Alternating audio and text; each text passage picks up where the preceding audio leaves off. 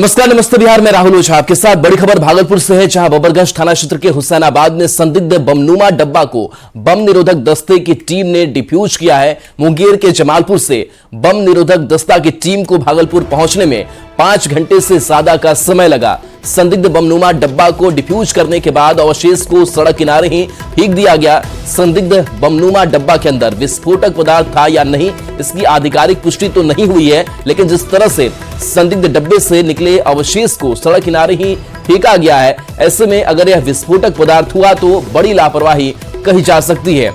तो सड़क किनारे संदिग्ध डब्बा मिला है, जिससे लोगों में दहशत भी है। हालांकि इसकी आधिकारिक पुष्टि नहीं हो पाई है कि क्या ये बम है। बम निरोधक दस्ता मौके पर पहुंचा है। बबरगंज थाना इलाके की यह घटना सामने आई है।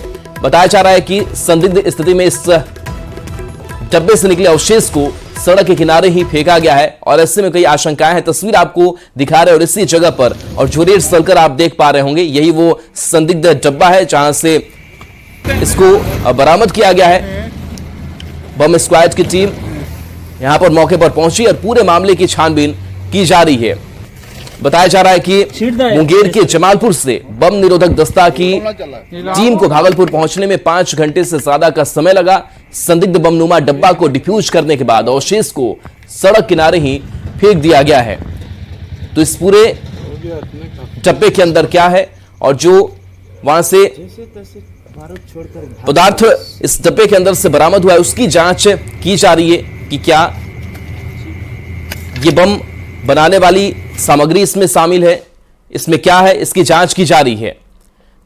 भागलपुर बबरगंज थाना क्षेत्र के हुसैनाबाद बड़ी मस्जिद से महज 200 मीटर की दूरी पे संदिग्ध बमनुमा डब्बा मिलने से इलाके में सनसनी फैल गई। हालांकि घटना की सूचना मिलने के बाद स्थानीय पुलिस और अधिकारी मौके पर पहुंचे और यह वही जगह है जहां पर वह संदिग्ध बमनुमा डब्बा मिला था। इस जगह को बोरी से घेर दिया गया है और इसके बाद जो है बम निरोधक दस्ता की टीम को सूचना दी गई और पड़ोसी जिला मुंगेर से बम निरोधक दस्ता की टीम भागलपुर पहुंची और इस दौरान घंटों पुलिस को इंतजार करना पड़ा और घंटों इंतजार के बाद कहीं ना कहीं बम निरोधक दस्ता की जो टीम थी वो भागलपुर पहुंचकर वो जो संदिग्ध बमनुमा डब्बा था उसको डिफ्यूज किया है और डिफ्यूज करने के बाद जो अवशेष है वो आप देख सकते हैं कि किस तरह से यहाँ पर फेंक दिया गया है। कह सकते हैं एक तरह से ये जो बारूद है, लेकिन इसकी आधिकारिक पुष्टि जो है बारूद होने की नहीं हुई है, लेकिन अवशेष साफ तौर पर देख सकते हैं कि किस तरह से सड़क के किनारे ही वह अवशेष को फेंका गया है। बता दें कि यह भागलपुर बौसी हजडिया मुख्य सड़क मार्ग है और सैकड़ों गाड़ियां इधर से गुजरती हैं और सुबह होते ही स्कूली बच्चे का भी इस रोड से आना जाना होता है। लेकिन जिस तरह से जो वो संदिग्ध बमनुमा डब्बा मिला था और उसे डिफ्यूज कर सड़क के किनारे ही फेंक दिया गया है, ऐसे में कहीं ना कहीं एक बड़ी लापरवाही जो है वो देखी जा रही है और यह लापरवाही कहीं ना कहीं भारी भी पड़ सकती है। विकास कुमार सिंह, न्यूज़ 18 भागलपुर। पटना सिटी के अगमकुआं थाना क्षेत्र में हथियारबंद अपराधियों ने एक युवक को गोली मार दी। हादसे में गंभीर रूप से घायल युवक को इलाज के लिए निजी अस्पताल में भर्ती कराया गया। घटना की जानकारी के बाद पुलिस ने मौके पर पहुंचकर पूरे मामले की जांच की। जानकारी के मुताबिक देर शाम युवक का 3-4 लोग से किसी बात को लेकर झगड़ा हो गया था, जिसके बाद अपराधियों ने युवक को गोली मार दी, जिससे वो गंभीर रूप से घायल हो गया। वहीं मौके पर मौजूद सहायक पुलिस अधीक्षक ने घटना की पुष्टि करते हुए जल्द मामले के खुलासे का आश्वासन दिलाया है। फिलहाल पुलिस अपराधियों की पहचान और उनकी गिरफ्तारी को लेकर लगातार छापेमारी कर रही है।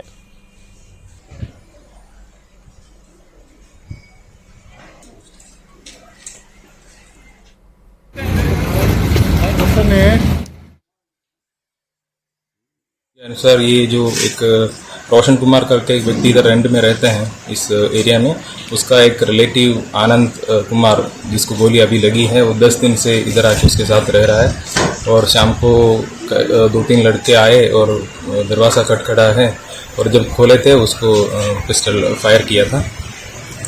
अभी तक इतना ही इन्फॉर्मेशन है, अभी जांच चल रहा है।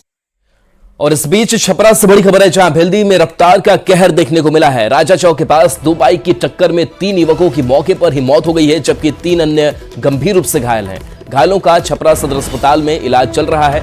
मृतकों में भेल्दी थाना क्षेत्र के रज्जूपुर गांव निवासी प्रमोद राय के 18 वर्षीय पुत्र धीरज कुमार, तरैया थाना क्षेत्र के आकुचक गांव निवासी आकाश कुमार और एक युवक की पहचान नहीं हुई है। घायलों में रज्जुपुर गांव के वीरेंद्र शाह उर्फ रोकी का पुत्र रोशन कुमार और कृष्णा राय का पुत्र बाबू साहब शामिल है। तीनों घायलों का प्राथमिक उपचार गढ़का सीएचसी में करने के बाद बेहतर इलाज के लिए छपरा सदर अस्पताल रेफर किया गया। घटना के बाद आक्रोशित लोगों ने सड़क भी जाम कर दिया है।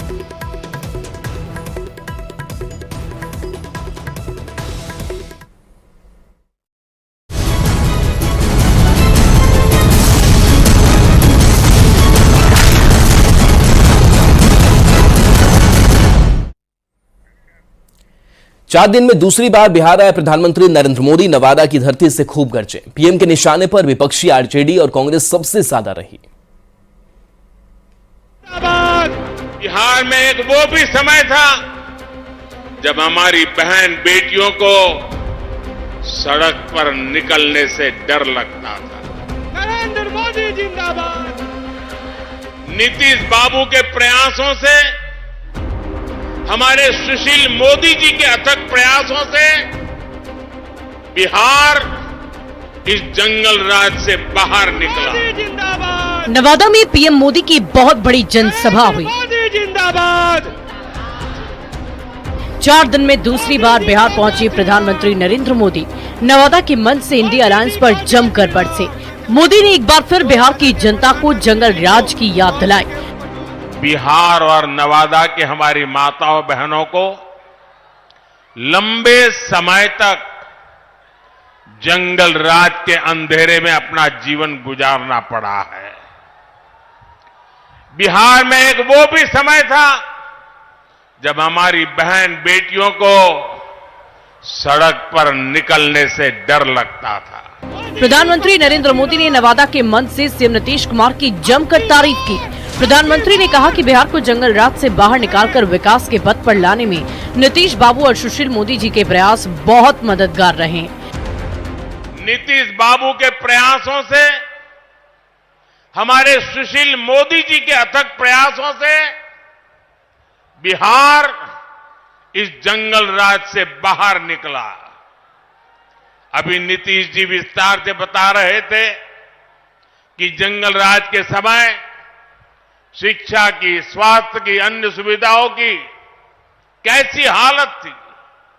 नीतीश जी के नेतृत्व में बिहार उन परिस्थितियों से बाहर निकला है। पीएम मोदी जब भी बिहार आते हैं 2005 से पहले के लालू राबड़ी शासन की याद लोगों को जरूर दिलाते हैं। ये वही दौर था जब बिहार में अपराध की घटनाएं खूब होती थी।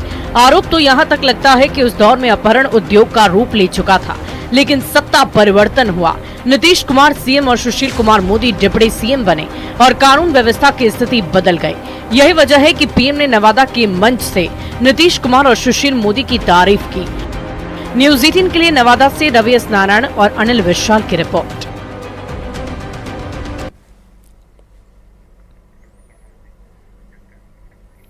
तो देखिए, प्रधानमंत्री नरेंद्र मोदी विपक्ष पर काफी ज्यादा हमलावर नजर आए और पीएम मोदी हमलावर नजर आए आरजेडी पर, पीएम मोदी हमलावर नजर आए कांग्रेस पर।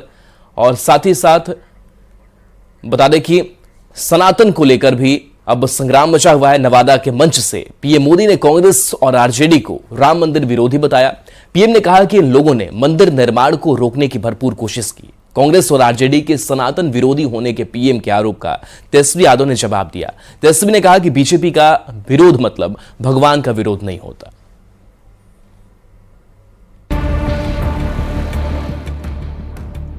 जो 500 वर्षों में नहीं हो पाया, जिस राम मंदिर के निर्माण को रोकने की कांग्रेस और आरजेडी ने बरसों तक कोशिश की, वो राम मंदिर बनकर तैयार हो गया।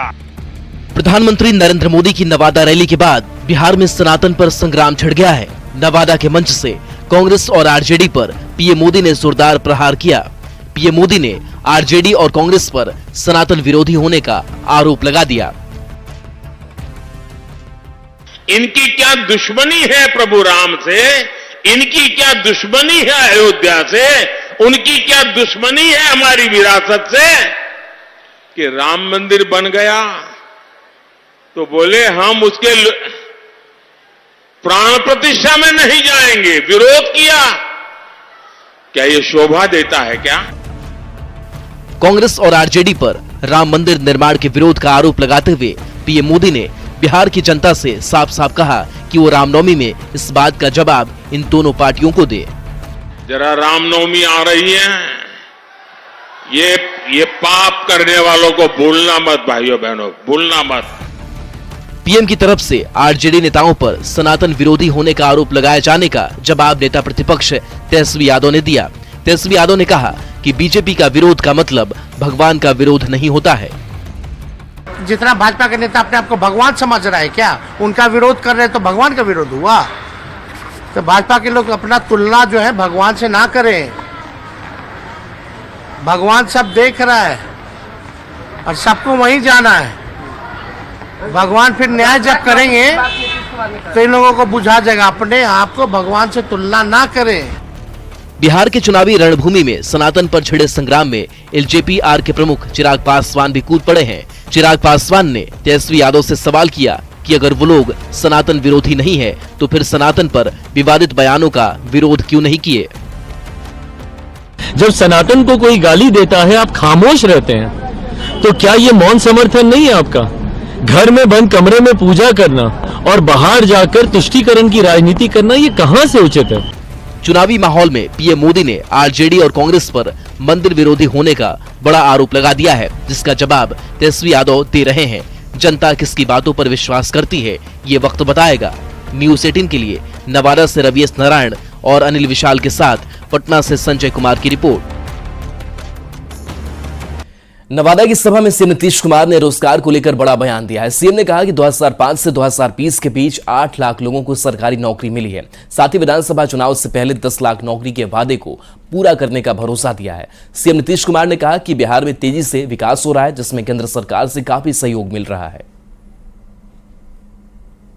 मालूम है 2005 से 2020 तक के बीच में 8 लाख से ज्यादा लोगों को सरकारी नौकरी मिली है और लाखों लोगों को रोजगार मिला। और इस बार 2020 में हम लोगों ने तय किया कि 10 लाख लोगों को सरकारी नौकरी देंगे और 10 लाख को सरकारी रोजगार देंगे। आप जान लीजिए 4 लाख हो चुका है, 1 लाख अधिक पदों पर बहाली चल रही है, युवाओं को सरकारी रोजगार मिल गया और 3 लाख का काम शुरू है। हम लोग समझ लीजिए चुनाव जो होगा विधानसभा का, उसके पहले हम लोग 10 लाख, हो सकता है उससे भी ज्यादा, हम लोग सबको सरकारी नौकरी में पहुंचा देंगे। ये जान लीजिए, ये सब काम हम लोग किए और कर रहे हैं। और अभी तक 5 लाख लोगों को रोजगार भी मिल गया, तो इसके बाद हम लोग छोड़ देंगे जी। 10 लाख का कहे थे तो 10 लाख से भी ज्यादा का रोजगार हम लोग पहुंचा देंगे। तो ये सब तो राज्य में भी हम लोग कर रहे हैं। और केंद्र का कितना ज्यादा सहयोग मिल रहा है, हर प्रकार का सहयोग केंद्र के सरकार से, जिसकी हम लोगों ने चर्चा की, का 10वां साल चल रहा, फिर तो आगे रहने करेंगे। 5 साल में कोई दिक्कत नहीं। नेता प्रतिपक्ष तेजस्वी यादव आज पीएम मोदी और सीएम नीतीश पर दोहरा वार उन्होंने कल किया। तेजस्वी यादव ने एक बार फिर से पीएम मोदी को झूठ की फैक्ट्री बता दिया। तेजस्वी यादव ने सीएम नीतीश कुमार पर भी निशाना साधा। तेजस्वी यादव ने कहा कि नीतीश कुमार जब हम लोगों के साथ थे तो बोलते थे बीजेपी में नहीं जाएंगे। तेजस्वी ने सीएम नीतीश और पीएम मोदी पर जमकर तंज भी कसा। प्रधानमंत्री जी केवल झूठ बोलने का फैक्ट्री है। प्रधानमंत्री जी झूठ बोलने के मैन्युफैक्चरर है। प्रधानमंत्री जी झूठ बोलने के होलसेलर हैं और डिस्ट्रीब्यूटर भी है। नई बात है क्या जो मुख्यमंत्री जी बोले? जब हमारे तरफ से तो क्या क्या बोलते थे भाजपा को? यही मुख्यमंत्री जी ना, मोदी जी ने बोला था इन्हीं मुख्यमंत्री पर कि डीएनए खराब है। यही मुख्यमंत्री जी कहते थे कि मिट्टी में मिल जाएंगे, मर जाएंगे, मिट जाएंगे, लेकिन भाजपा में नहीं जाएंगे। बगहा में चुनावी सभा में तेजस्वी यादव ने वाल्मीकि नगर सीट से आरजेडी प्रत्याशी का ऐलान कर दिया। बीजेपी के बागी नेता दीपक यादव को आरजेडी में शामिल कराने के बाद तेजस्वी ने वाल्मीकि नगर सीट से उन्हें उम्मीदवार बना दिया। चुनावी सभा में दीपक यादव ने आरजेडी का दामन थामा। इसके बाद तेजस्वी ने कहा कि बिहार की जनता बदलाव चाहती है, ऐसे में हमने दीपक यादव को उम्मीदवार बनाया है। तेजस्वी ने कहा कि बीजेपी उन्हें ईडी और सीबीआई से डराना चाहती है, लेकिन वो डरने वाले नहीं है।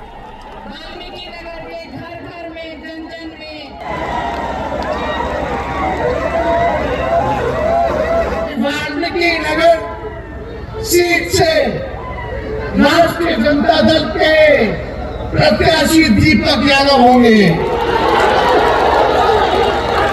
तो आप लोगों का साथ मिलेगा। दोनों हाथ उठा करके बताइए कि अपना ईडी सीबीआई इनकम टैक्स छोड़ देते हैं कि डरो, नहीं तो छापा मारेंगे। हम लोग डरे वाला है। जब लालू जी नहीं डरे तो लालू जी का लड़का डरेगा। बगहा में चुनाव प्रचार से लौटे तेजस्वी यादव ने कहा कि बिहार में चौंकाने वाले नतीजे आएंगे। तेजस्वी ने कहा कि पीएम मोदी ने उनके सवाल का जवाब नहीं दिया। तेजस्वी ने कहा कि पीएम के पास कोई जवाब नहीं है। परिवारवाद भी भूल गए। जब भ्रष्टाचार पर पोस्ट किया तो उसका भी जवाब नहीं दिया। क्या जनता का माहौल है सर? जनता का क्या माहौल? देखिए काफी बढ़िया माहौल है हर जगह। और पूरा उम्मीद है कि इस बार जिस हिसाब से लोग कह रहे हैं कि रिजल्ट जो है बिहार के चौंकाने वाले आएंगे। और दूसरी बात जो सवाल पूछे हैं कि प्रधानमंत्री जी ने जवाब नहीं दिया, वो जवाब है ही नहीं ना, तो उसका क्या जवाब है उनके पास? कोई जवाब ही नहीं है। परिवारवाद भी भूल गए। जब उनका लिस्ट हम लोग सामने ले आए तो भ्रष्टाचार पे आज हमने ट्वीट किया तो उस पे नहीं बोले। तेजस्वी यादव ने एनडीए में परिवारवाद का आरोप लगाया है, जिस पर जेडीयू से राज्यसभा सांसद संजय झा ने पलटवार किया है। संजय झा ने कहा कि नवादा में पीएम मोदी ने जिन्हें टिकट दिया है उनके परिवार की कोई पार्टी नहीं है। ऐसा नहीं है कि परिवार में गए और टिकट ले लिया है, लेकिन लालू प्रसाद की अपनी अपनी पार्टी है और अपने परिवार के कई लोगों को टिकट दिया है। संजय झा ने तेजस्वी और लालू प्रसाद पर जंगलराज को लेकर निशाना साधा है। परिवारवाद की बात अगर प्रधानमंत्री जी पर कह रहे हैं तो प्रधानमंत्री जी जिन लोगों को टिकट दिए हैं, नवादा में ही विवेक ठाकुर को टिकट दिए, तो विवेक ठाकुर को स्ट्रगल करना पड़ा है टिकट लेने के लिए। ये नहीं था कि उनकी पार्टी थी विवेक ठाकुर जी की, आप पार्टी में गए और टिकट लेके चले आए। बीजेपी उनकी पार्टी माने उनके परिवार की पार्टी नहीं है, लेकिन जिनकी बात आप कर रहे हैं उनकी परिवार की पार्टी है। वो तय करते हैं कि वो कहां से लड़ेंगे। जो लोग आज बिहार को देख रहे हैं उनको पता है कि जिस बेल्ट में कार्यक्रम चल रहा है 5 बजे के बाद लोग नहीं निकलता था। जो लोग सरकार उस समय चला रहे थे, पटना में भी 7 बजे शाम के बाद नहीं निकल सकते थे आप लोग, और एरिया का तो बात छोड़ दीजिए। ये स्थिति बिहार की थी। वहां से नीतीश कुमार बिहार को यहां तक लेके आए, और जो भी काम किया है यहां पर नीतीश कुमार के सरकार में एनडीए ने यहां डेवलपमेंट का काम। पटना से इस बीच बड़ी खबर, झांकी के पाठक के फैसले पर सवाल उठाया गया है। इमारत शरिया सामने आया है। ईद में शिक्षकों की ट्रेनिंग का विरोध किया जा रहा है। इमारत शरिया के महासचिव ने पत्र लिखा है। मुख्य सचिव को पत्र लिखा गया है। आवासीय प्रशिक्षण की तारीख बदलने की मांग की गई है। आज से शिक्षकों की ट्रेनिंग हो रही है। इमारत शरिया की डिमांड है कि ईद पर देश में छुट्टी घोषित है, मुसलमान शिक्षक ईद नहीं मना पाएंगे। 8 अप्रैल से 13 अप्रैल तक शिक्षकों का प्रशिक्षण रखा गया है और ऐसे में मुख्य सचिव को पत्र लिखा गया है कि इस दौरान ट्रेनिंग से उन्हें मुक्त किया जाए।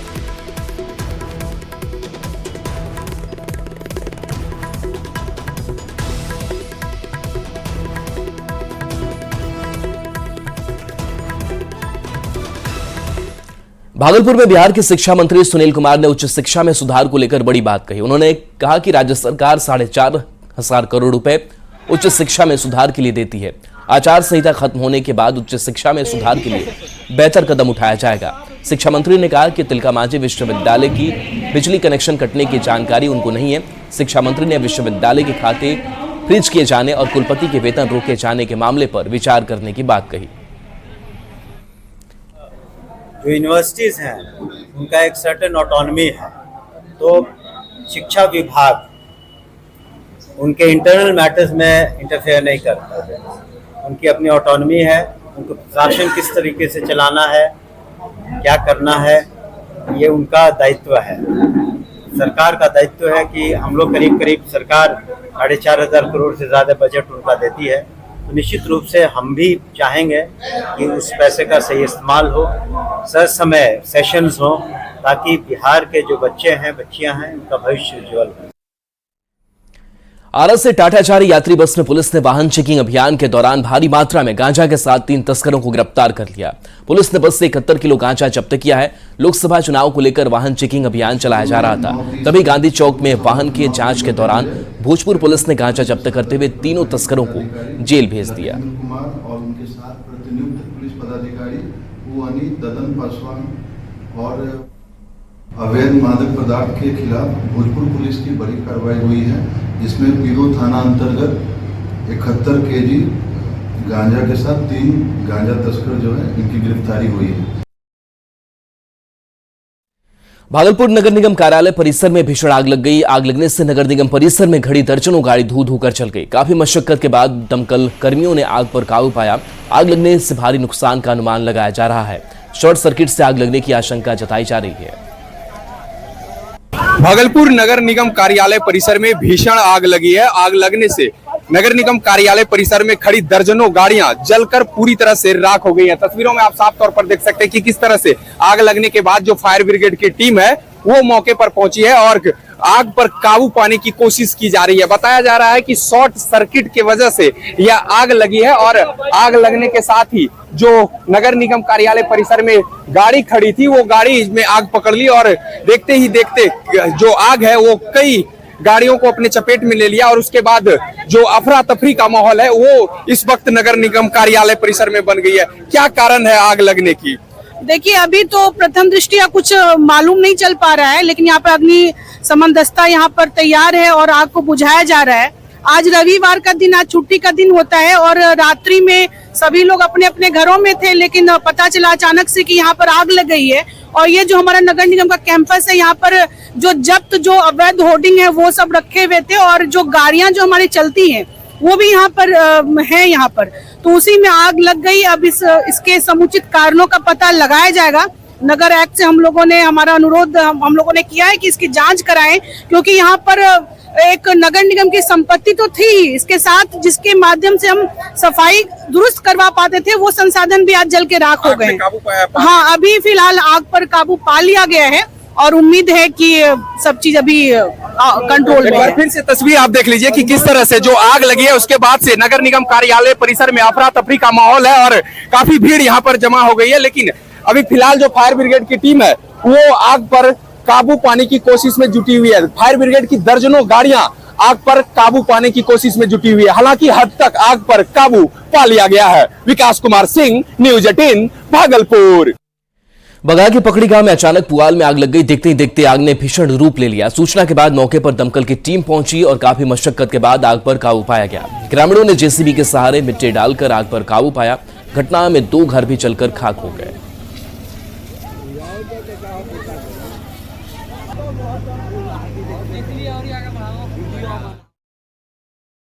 अचानक शाम के समय में आग लग गई है, जिसके द्वारा हम लोग थाना में फ़ोन किए हैं। थाना वाला गाड़ी अग्नि वाला आया, उसके बाद आग को धीरे धीरे बुझाया जा रहा था, लेकिन आग कंट्रोल नहीं हो पाया है। फिर जेसीबी को बुलाया गया, तो जेसीबी से हम लोग धीरे धीरे कंट्रोल नहीं करके बुझा दिए। उसके बाद फायर ब्रिगेड फिर दोबारा आया बड़ा वाला, तो अब धीरे धीरे घंटों बाद जाके आग पूरा कंटिन्यू खत्म हो गया। आग बुझाने के लिए तो आए तो देखे कि ग्रामीण द्वारा या जेसीबी द्वारा उस पर गीला मिट्टी दे दिए है। बहुत बढ़िया काम किए, उससे हम लोग का काफी आसान हो गया। वैशाली के जुड़ावनपुर करारी गांव में शॉर्ट सर्किट की वजह से गेहूं का बोझा लदा ट्रैक्टर धू धू कर चलने लगा। किसान खेत से गेहूं के बोझा को लाद कर ले जा रहे थे। ओवरलोड होने से ट्रैक्टर 11,000 बिजली के तार के संपर्क में आ गया, जिससे गेहूं के बोझे में आग लग गई। हालांकि ट्रैक्टर चालक ने इंजन से ट्रॉली को अलग कर दिया। फायर ब्रिगेड और ग्रामीणों की मदद से आग पर काबू पा लिया गया। और चलिए ब्रेक का वक्त हो चला है, जल्द वापस आते हैं।